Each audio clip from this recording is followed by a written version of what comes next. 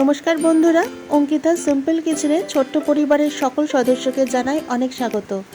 আজকে আমি আপনাদের সাথে শেয়ার করব গরম গরম ডাল আর ভাতের সাথে খাওয়ার জন্য পটলের একটা ইউনিক রেসিপি, যেটা খেতে এতটাই সুস্বাদু হয় যে যখনই আপনাদের তরিবোধ করে রান্না করতে ইচ্ছা করবে না, তখন এই রেসিপিটা ট্রাই করবেন। তাহলে চলুন দেখে নিন। এখানে আমি 250 গ্রাম থেকে 300 গ্রামের মতন পটল নিয়ে নিয়েছি, আর পটলের খোসাগুলোকে ভালো করে ছাড়িয়ে নিয়ে পরিষ্কার করে ধুয়ে নিয়েছি। এবারে পটলগুলোকে আমি কেটে নেব। তো তার জন্যে একটা পটলের মাছ বরাবর একটা কাট করে নিলাম।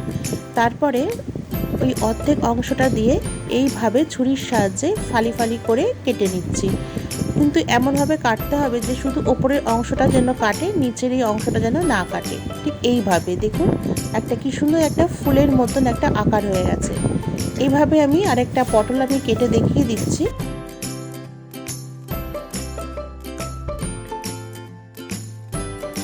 এটাও আমার কাটা হয়ে গেছে, দেখতেই পাচ্ছেন পেছনটা কিন্তু এইভাবে বন্ধ আছে আর সামনের দিকটা এরকম খোলা। তো একে একে আমি প্রত্যেকটা পটলই এইভাবে কেটে নিচ্ছি। আর পটলের ভেতরে বীজগুলোও কিন্তু আমি ফেলে দেবো, এতে কিন্তু খেতে আরও বেশি সুন্দর লাগে। আর আপনারা চাইলে কিন্তু গোটা পটল দিয়েও এইভাবে কেটে কেটে করতে পারেন।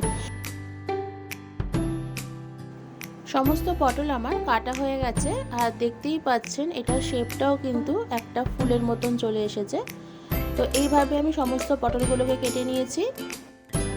তারপরে একটা ব্যাটার তৈরি করে নেব। তো তার জন্য দিয়ে দিচ্ছি 4 চামচ বেসন,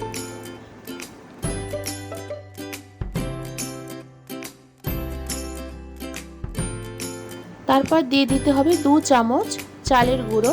চালের গুঁড়োর পরিবর্তে কর্নফ্লাওয়ারও দিতে পারেন। দিয়ে দিচ্ছি স্বাদ অনুযায়ী লবণ। দিয়ে দেবো এখানে হাফ চামচের মতন লাল লঙ্কার গুঁড়ো। দিয়ে দিচ্ছি হাফ চামচ কালো জিরে, আর হাফ চামচের মতন হলুদের গুঁড়ো, আর অল্প একটু বেকিং সোডা দিয়ে একটা ঘন ব্যাটার তৈরি করে নেব। আর খেয়াল রাখতে হবে ব্যাটারে যেন কোনো রকম লাম্পস না থাকে। ব্যাটারটা খুব ভালো মতন করে ফেটিয়ে নিয়েছি, আর ব্যাটারের ঘনত্বটা ঠিক এরকম হবে, খুব ঘনও না আবার খুব পাতলাও না। এবারে কড়াইতে আমি তেল দিয়ে খুব ভালো করে তেলটাকে গরম করে নিচ্ছি। তারপরে ব্যাটারের মধ্যে এক একটা করে পটল দিয়ে এইভাবে ডিপ করে নিয়ে তেলের মধ্যে ছেড়ে দেবো। আর গ্যাসের ফ্লেমটা এই সময় যেন একদমই মিডিয়ামে থাকে। এইভাবে প্রত্যেকটা পটল আমি তেলের মধ্যে ছেড়ে দিচ্ছি।